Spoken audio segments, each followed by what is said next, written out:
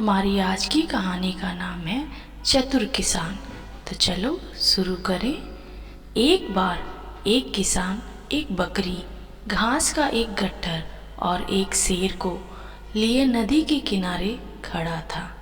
उसे नाव से नदी पार करनी थी, लेकिन नाव बहुत छोटी थी कि वह सारे सामान समेत एक बार में पार नहीं किया जा सकता था।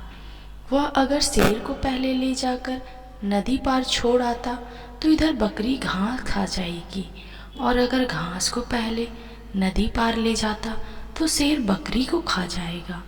अंत में उसे एक समाधान सूझ गया।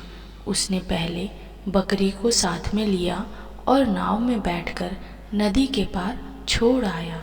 इसके बाद दूसरे चक्कर में उसने शेर को नदी पार छोड़ दिया, लेकिन लौटते समय बकरी को फिर से साथ ले आया। इस बार वह बकरी को इसी तरफ छोड़कर घास के गट्ठर को दूसरी ओर शेर के पास छोड़ आया। इसके बाद वह फिर से नाव लेकर आया और बकरी को भी ले गया।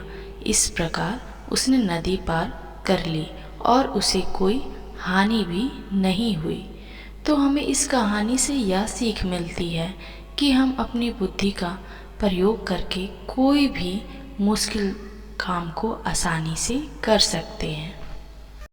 आज की दूसरी कहानी है शेर और तीन बैल।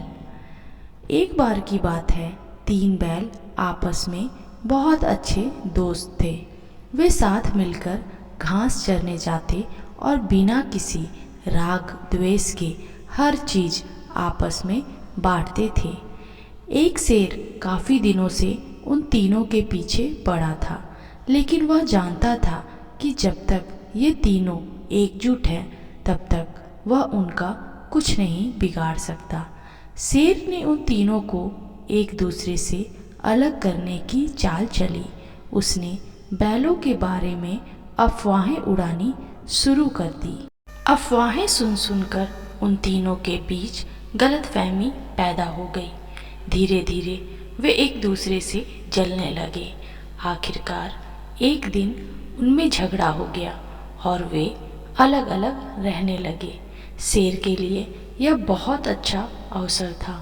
उसने इसका पूरा लाभ उठाया और एक एक करके तीनों को उसने मार डाला और खा गया। इसलिए एकता में ही शक्ति होती है।